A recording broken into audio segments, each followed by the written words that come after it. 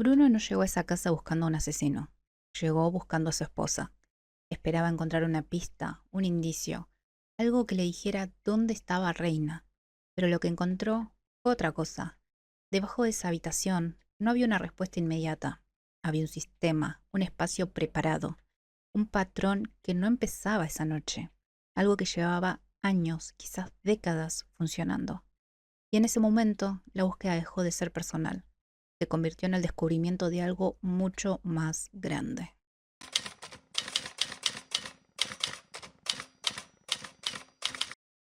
Hola y bienvenidos a este episodio en donde vamos a estar hablando de Andrés Filomeno Mendoza Celis, más conocido como el caníbal de Atizapán de Zaragoza. ¿Cómo sucedió esto? Dirán. ¿Cómo se ganó ese nombre? Bueno, déjenme llevarlos al 14 de mayo del 2021. Todo empieza con la desaparición de Reina González. Su esposo, Bruno Portillo, regresaba a su casa de su jornada laboral como jefe de policía y comandante de las fuerzas especiales del municipio de Tlanepantla de Vaz en el estado de México. Allí se encontró a sus dos hijas de 4 y 8 años solas. Su madre, Reina, las llevó a la escuela y las dejó, pero al estar ausente a la salida, un conocido las retiró y las dejó en su hogar. Aún así, se supone que debían estar con ella varias horas antes de eso. Bueno, no pasó. Bruno se encuentra con toda esta situación y entra en alerta. ¿A dónde fue? ¿Quién fue la última persona con la que habló? ¿Por qué no respondía el teléfono? ¿La habían secuestrado? ¿La habían desaparecido? Imaginen todos los cuestionamientos y posibles escenarios que se cruzaron en ese momento por la cabeza de Bruno, siendo él parte de la policía y sabiendo todo lo que se mueve en las calles. Recorrió distintos hospitales pensando en un accidente tal vez, pero el resultado fue negativo. No había rastros de Reina en ningún sanatorio. Bruno tenía otra pista, otro pensamiento que siempre lo incomodó. Dejó a sus hijas con unos familiares y acude a la central de policía de Atizapán junto a su cuñada y concuñado. Necesitaba ayuda de las autoridades. Por medio de la aplicación Find My iPhone encuentra la señal del teléfono de Reina ubicada en la avenida Los Cerezos del sector Lomas de San Miguel. La localización no era exacta, pero tenía la referencia para poder iniciar la búsqueda. Bruno pidió ayuda a los agentes, pero hay protocolos. Lo que hicieron desde más arriba fue darle una ficha de reporte para personas desaparecidas y acceso a las cámaras de seguridad. Luego de revisar 3 horas de material, lograron identificar a Reina a las 10 a.m. pasando frente a una farmacia. Llevaba jeans, chaqueta azul y un bolso café. El sábado 15 de mayo, un día 24 horas después, Bruno buscó más cámaras en donde ubicó a Reina en la dirección que tenía mediante la aplicación. Bruno empieza a sacar cuentas. Reina tenía su negocio en la colonia San Juan Iztalcala. La única razón por la que iba a la colonia Lomas de San Miguel era visitar a Andrés Mendoza, un hombre de 72 años que le conseguía productos a un precio conveniente para que ella pudiera vender. Bruno sabía exactamente dónde vivía Mendoza, así que pasó a preguntarle directamente si él la había visto. Bueno, tipo 8:30 p.m., caen en la casa de Andrés, Bruno, su cuñada y su concuñado.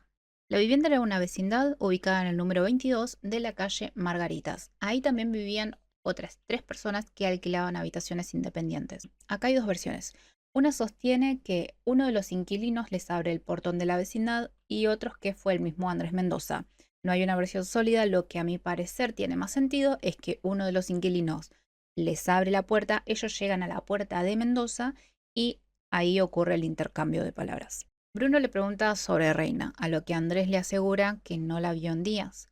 Bruno se pone insistente y le pide que abra la puerta de su casa para un registro, a pesar de no contar con una orden. Mendoza se molesta, pero empieza a ver todo el lío que se está armando y cómo esto llama la atención de los vecinos, por lo que tuvo que ceder, dejarlos pasar, pero no sin antes apagar todas las luces de la casa y dejar todo completamente a oscuras.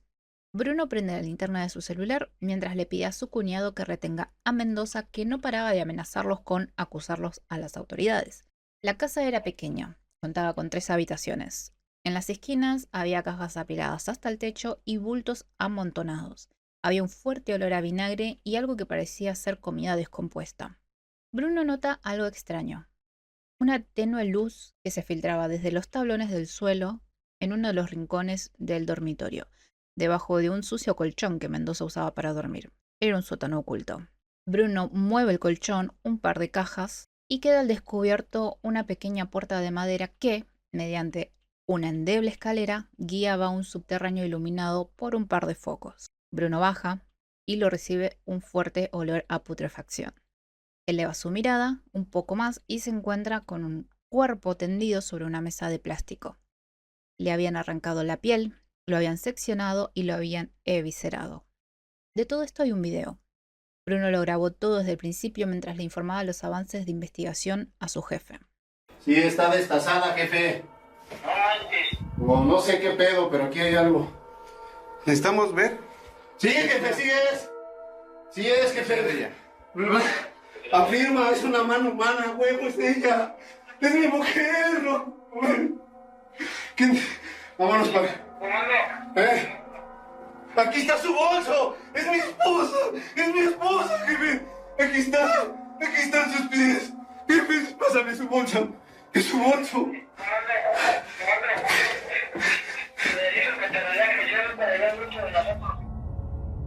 Junto al cuerpo de Reina se encontraban dos recipientes en los cuales estaban separados los órganos internos y restos de grasa. Los pies separados del cuerpo yacían en una silla junto a una sierra de arco y un par de cuchillos. En el respaldo de la misma silla se encontró el rostro de la mujer. Estaba cuidadosamente arrancado como si de una máscara se tratase. En otro respaldo se hallaba el cuero cabelludo que había sido removido con precisión. Reposaba de tal modo que parecía una peluca. Del lado a lado en la habitación cruzaba una cuerda. De la misma colgaban enormes trozos de piel humana.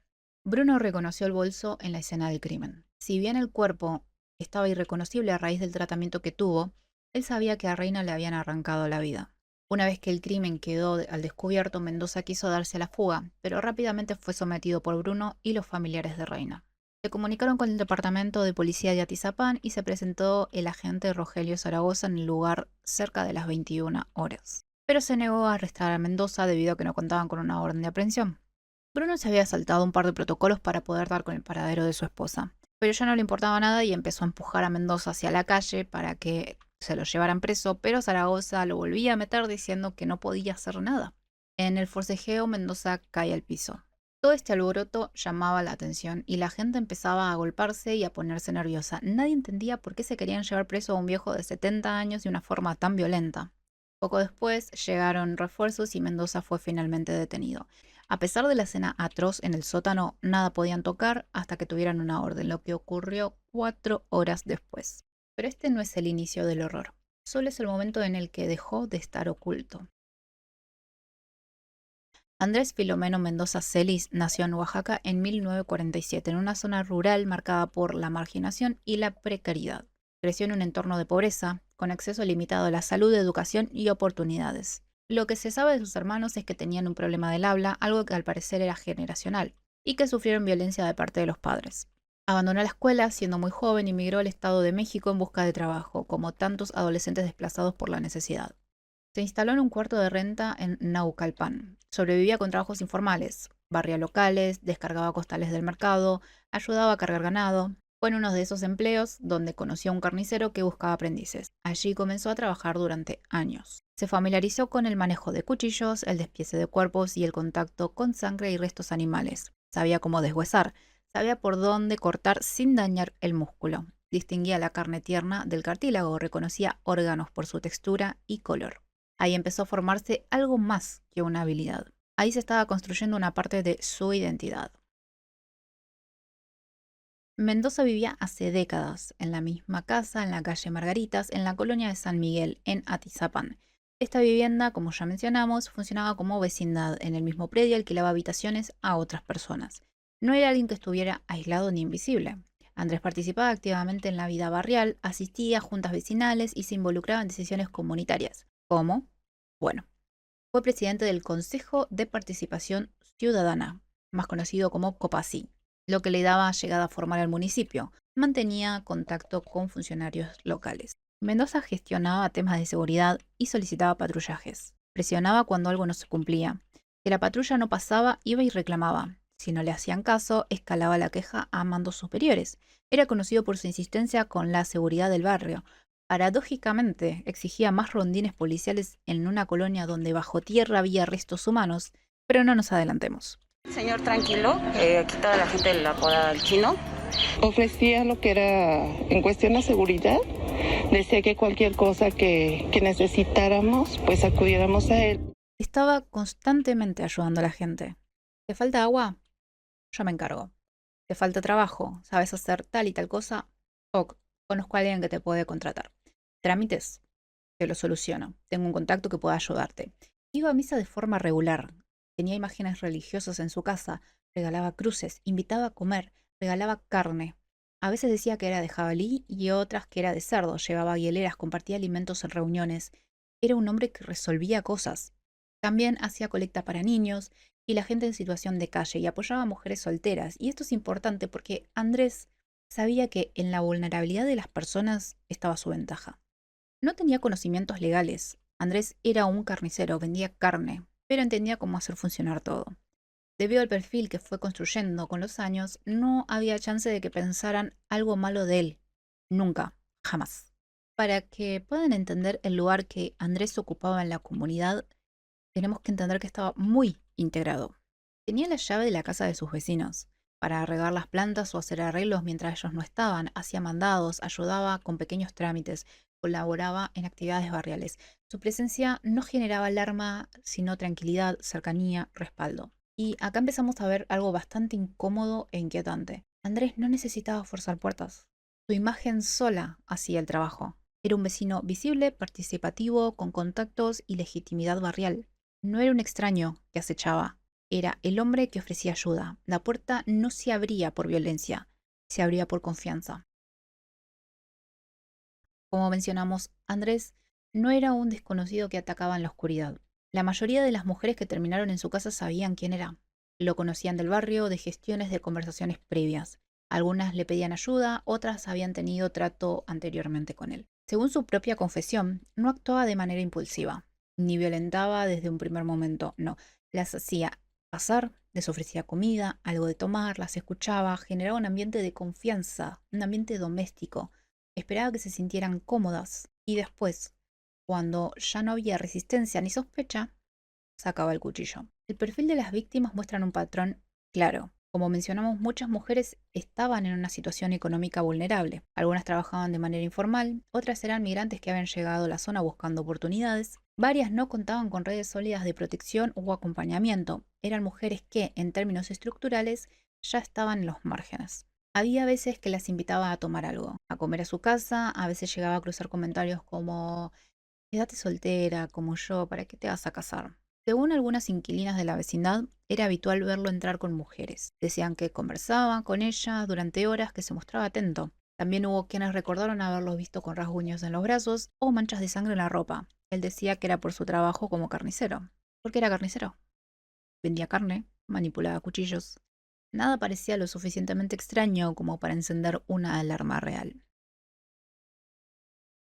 En 2016, Andrés Filomeno Mendoza Celis fue interrogado en el marco de la desaparición de una mujer y su hijo de 6 años. Su nombre surgió porque fue la última persona que los vio con vida. La propia hermana de la mujer desaparecida lo señaló ante las autoridades como alguien que podía aportar información relevante. Agentes de la fiscalía lo llamaron a declarar, le hicieron varias preguntas sobre los movimientos de la mujer y del niño, sobre el último momento en que supuestamente estuvieron con él, sobre lo que recordaba de ese día. Andrés respondió y no fue detenido. No quedó imputado formalmente, no trascendió que su coartada hubiera sido puesta en duda o verificada a fondo. Tampoco se registró un seguimiento posterior que profundizara en sus declaraciones, pese que había sido la última persona en verlos con vida. Después de eso, volvió a su casa. La rutina continuó, la colonia siguió funcionando, la vecindad siguió habitada, su nombre dejó de ocupar un lugar central en las investigaciones. Sin vigilancia, sin cuestionamientos, sin interrupciones, Mendoza siguió operando desde su sótano, y lo que hacía no era impulso, era método. Andrés no perdía el control. Según su propia confesión, no era un acto impulsivo, no era un estallido, no era una pelea en la que se le iba de las manos, era un proceso. Las hacía pasar, las dejaba hablar, les ofrecía comida o bebida, se sentaba con ella, escuchaba, esperaba. De acuerdo con lo declarado, el momento no era inmediato. No atacaba apenas cruzaban la puerta, dejaba que la situación se estabilizara, que el ambiente se volviera doméstico, que la presencia de él dejara de percibirse como amenaza. El entorno estaba diseñado para eso, una casa que no parecía peligrosa, un hombre mayor, una conversación tranquila. Según los testimonios recogidos, podía pasar horas hablando con ellas antes de que ocurriera nada. Y cuando decidía actuar, lo hacía con rapidez. No era violencia descontrolada, era ejecución. Quienes han estudiado este tipo de perfiles describen a sujetos organizados que planifican, que controlan el espacio, que reducen el riesgo antes de actuar. En este caso, todo apunta a eso. Aislamiento, puerta cerrada, sin interrupciones, sin improvisación. Él mismo relató cómo las apuñalaba directamente en el pecho. No hablaba con dramatismo, no mostraba alteración. Lo decía como quien explica un procedimiento. No era caos, era método. Y esa diferencia es fundamental. Porque un arrebato puede durar segundos, pero un procedimiento puede repetirse durante años. Cuando te ubicas en una escena como esta, pensás en descontrol, en violencia torpe, en algo hecho a las apuradas, pero como detallamos antes, acá no pasaba esto. Andrés tenía conocimiento. Su paso por la carnicería le dio herramienta para saber cortar y separar sin romper. Eso se notaba. No era que no sabía que venía después, lo tenía todo calculado. Los órganos en tal recipiente, la grasa en tal otro, las partes distribuidas, las pieles tendidas. Había herramientas específicas, no cualquier cuchillo, no cualquier objeto. No había rastro de pánico, porque cuando hay descontrol, hay errores, hay desorden. Acá no, había técnica, y si la técnica se repite, forma un patrón. Y si hay un patrón, deja de ser un accidente. Mendoza tenía un método de clasificación para su operativa.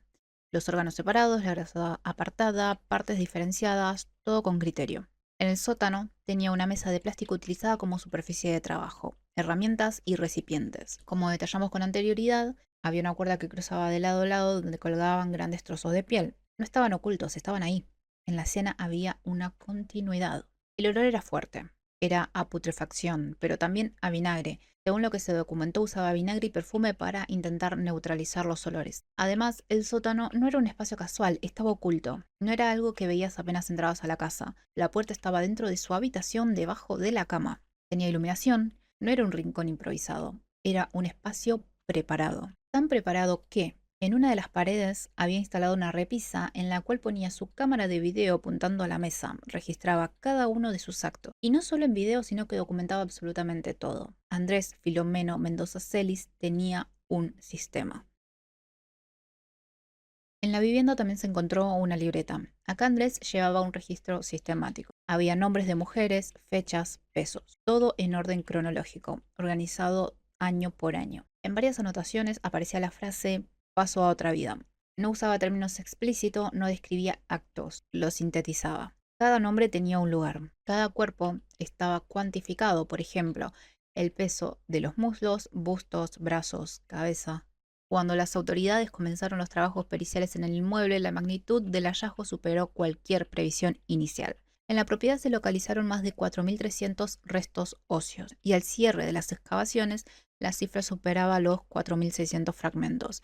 No se trataba solo de un punto de hallazgo. Los restos aparecían enterrados en el patio, en la cocina, en el sótano y también dentro de la estructura misma de la casa. Durante la demolición de un baño compartido con los otros inquilinos, entre las columnas y castillos estructurales, se encontraron huesos incrustados en la construcción. Posteriormente se confirmó que también había restos ocultos dentro de las paredes. La excavación no fue superficial.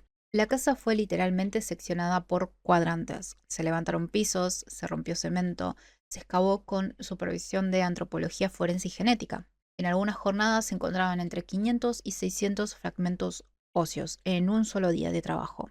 A partir de los peritajes multidisciplinarios, la fiscalía informó que muy probablemente correspondían a 19 víctimas. Sin embargo, hasta ese momento solo se habían logrado identificar formalmente a 6. Los estudios genéticos continúan siendo determinantes para establecer con precisión cuántas fueron y quiénes eran. Además, los exámenes de ADN determinaron que más del 90% de los restos correspondían a cuerpos femeninos. Es decir, la libreta no era una fantasía escrita, había respaldo material. Cada nombre anotado tenía correlato en fragmentos, en excavaciones, en peritajes. y aún así la cifra exacta sigue sin poderse establecer con total certeza. Andrés Filomeno Mendoza Celis fue vinculado a proceso y el 18 de marzo del 2022 recibió prisión vitalicia por el feminicidio de Reina González, además de condenas adicionales por desaparición y otros delitos relacionados. La sentencia se dictó formalmente por ese caso, mientras que el resto de las carpetas continúan integrándose a partir de los peritajes y las identificaciones forenses. El inmueble fue intervenido y parcialmente demolido para recuperar evidencia. Las excavaciones duraron meses, se trabajó por cuadrantes y se levantaron pisos y estructuras. Aunque ya existe condena, la investigación sigue abierta en cuanto a la identificación plena de las víctimas y la dimensión total del caso. Tenemos en claro que todo lo reducía a partes. ¿Pero por qué? Repasemos. Órganos separados, grasas apartadas, pieles extendidas, extremidades separadas. No había identidad.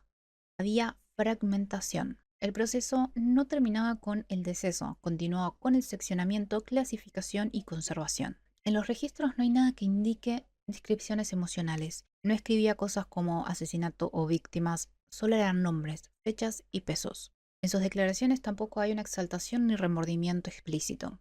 Habla de los hechos, una vez más, como procedimientos, como si explicaras a alguien cómo instalar un programa. Para él, el cuerpo no era una persona, era material. En sus declaraciones, Andrés Filomeno Mendoza confesó que cocinaba partes de los cuerpos. No lo describió como algo excepcional de una sola vez. No, formaba parte del procedimiento. Uno de los bomberos que ingresó al domicilio relató lo que encontraron al comenzar a mover los muebles. Sillones manchados de sangre, bancos de madera con restos de carne, machetes y cuchillos en el lugar. Al abrir el refrigerador, en el congelador había una lengua. En la cocina encontraron sartenes con sangre ya cocida. Según el testimonio, él le ponía chile y otros condimentos. Así lo consumía. También había muchas tortillas. La carne que iba a consumir la cortaba en forma de bistecs. De hecho, encuentran un plato a medio terminar con un bistec, pero de carne humana. También era conocido en la colonia que Andrés decía traer carne de jabalí de Oaxaca y cuando estaba en Oaxaca decía traer carne de cerdo del Estado de México. Este intercambio de versiones le servía para encubrir que realmente lo que repartía era carne de sus víctimas. No dejaba la carne almacenada sin procesar. Era preparada, cortada, servida, consumida. Este acto de canibalismo estaba integrado en el sistema. Captación, control, muerte, despiece, registro, consumo. Andrés no solo clasificaba los cuerpos, los convertía en alimento.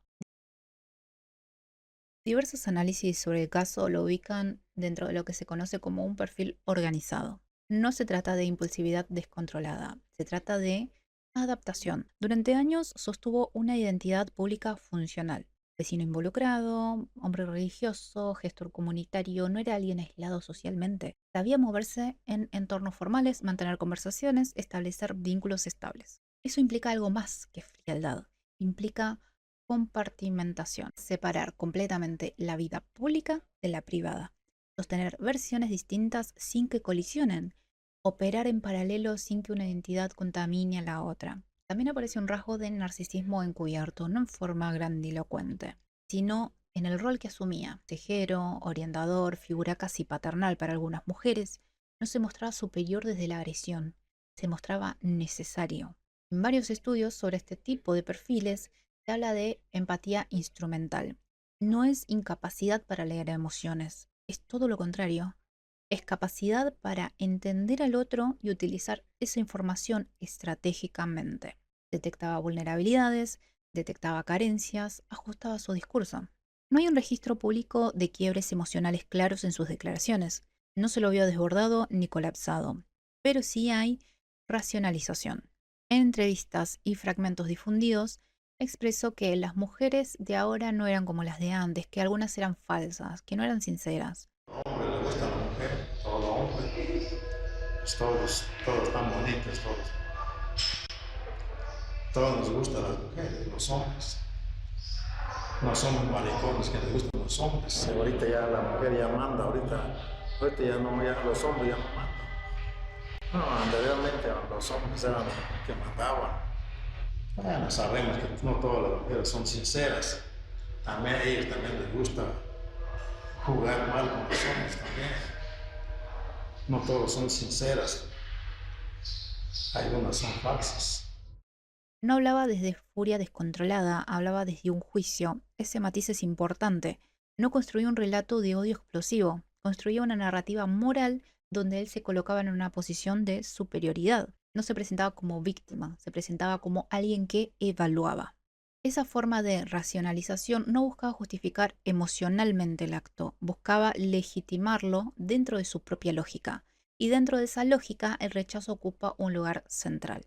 Cuando una mujer no respondía como él esperaba, cuando no validaba su rol o rechazaba una propuesta, no lo interpretaba como una decisión legítima, lo veía como un desaire, como burla, como humillación. La negativa no era un límite, era una amenaza a su imagen. Otro punto relevante es la repetición prolongada en el tiempo. Como sabemos, no fue un episodio aislado ni una espiral caótica, fue continuidad sostenida durante años. La planificación a largo plazo, la estabilidad exterior y la ausencia de quiebres visibles indican baja impulsividad. No actuaba por explosión, actuaba por decisión sostenida. ¿Cómo asesinó a Reina? Puñalada. Pues ahí donde, en el pecho, en el corazón. Andrés no solo asesinó a Reina, sino que también la desmembró. ¿Por qué? Es que pensaba yo, no, para no tirarlo lejos, pues, se lo cae poquito y si tengo sábana, pues lo envuelvo y lo entierro aquí porque pobre, ¿no? ¿Cómo lo voy a tirar? No es ni animal, no pobre. En perfiles organizados, la fantasía de poder suele ser un componente central. No solo el acto, sino el control posterior, el dominio sobre el cuerpo, sobre el tiempo, sobre el recuerdo. No era violencia reactiva, era control estructurado. Y eso es lo que vuelve el caso especialmente perturbador, porque no estamos frente a alguien que perdió el control, estamos frente a alguien que lo mantuvo durante años. Bueno, y hasta acá el video de hoy. Muchas gracias por quedarse hasta este punto. Recuerden que todo esto que yo les comenté el día de hoy pueden encontrarlo en la web, chequearlo, corroborar y si quieren dejarme un comentario acá abajo, buenísimo, darle un like, suscribirse. Muchísimas gracias por ver y nos encontramos en la próxima. Adiós. Practicar el antropofagia. Este ritual poco usual que vuelve a referir a este juzgador, en donde usted como trofeo hace una ceremonia mostrando antes de comerse ese corazón, colocárselo en la mano de esta persona, el hacer esa exposición que todos observamos tipo animal y que vuelve a reiterar usted como un depredador